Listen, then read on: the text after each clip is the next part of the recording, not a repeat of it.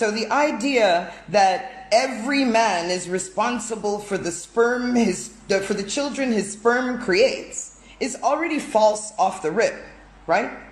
Women can go purchase some sperm and have a baby, and no man would be held responsible for that child because she chose for no man to be responsible for that child. Yes? Okay, let's take another scenario. A woman can have a child, raise it alone all her life, decide when the child is 17, she wants child support for the last 17 years, and pursue it and win.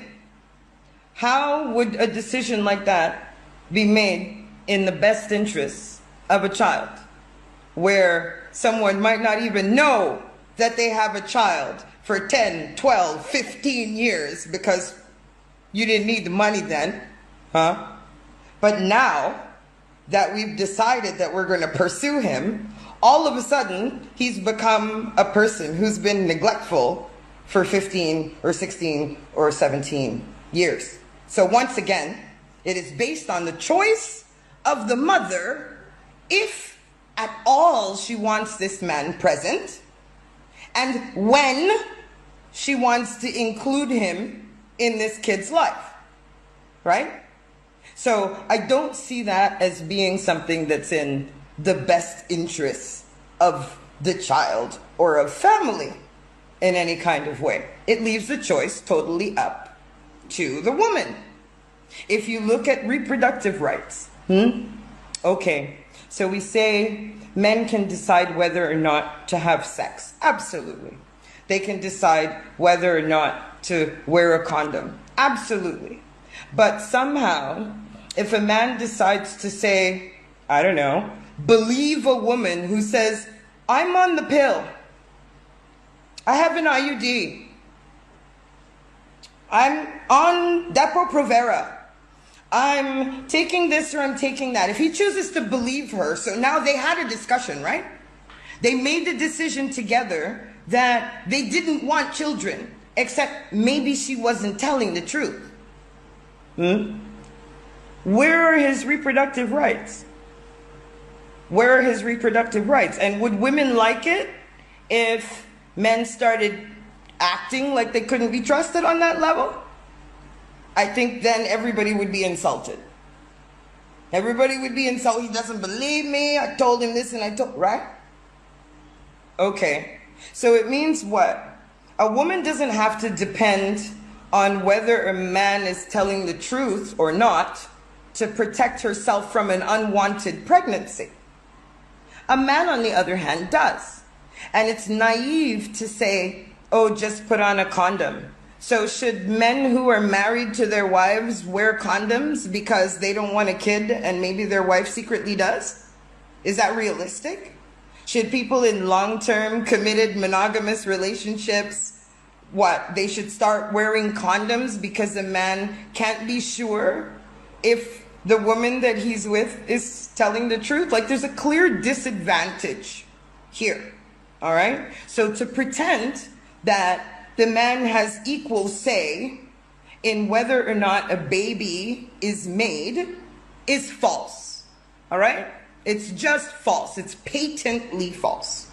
All right, so let's fast forward now. She's pregnant, all right?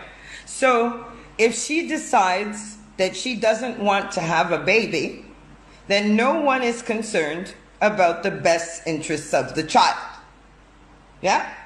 It's only if she decides that there is to be a child whose best interests are important, at that point, will the child's best interests become important. But the person who makes that decision is the woman. It's not the man. All right, let's fast forward now. She decides that she wants to have a baby.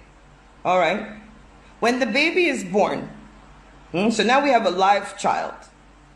And she decides, you know what? I want to opt out of parental responsibility. All she has to do is go to the nearest church, hospital, orphanage, social services agency, say, listen, I don't want to take care of a baby. and hand it over. And she will suffer no legal consequences, no criminal consequences. Nothing will happen to a woman who gives birth to a baby and then decides that she doesn't want it anymore. As long as she doesn't harm that child, right? We're not talking about abuse. As long as she doesn't abuse that kid in any way. If a woman who has a baby decides after the baby is born, she doesn't want the baby, no one will force her to keep it. No one will force her to be responsible for it. No one will force her to be financially responsible for it. No one will force her to send a check anywhere or to do any of that. She will be free at the moment she decides she does not want this child that she's had. She has the space to do that. Do men have that space? If a child is born and a man decides, I don't want a baby, can he do that without being the scum of the earth? Can he do that without being a criminal? No, he can't. Once again, if the woman decides that this child needs to have two parents, needs to have two responsible people, then she can make that happen. But if a man decides that that is the case, he cannot make that happen in either direction. He has zero options. There have been cases in the United States where children have been given up for adoption without their father's consent. Okay. So this idea that the forcing of child support, the arrangement of whatever visitation the woman decides on, however much she wants him to have, or however little she wants him to have, is about the best interests of the child. That's a lie. It's a lie. Because at the end of the day, if a woman decides she doesn't even want to tell a man he has a baby, there's no law that says she has to. There's no law in any state that says it's a crime to not tell a man that he has a baby. Right?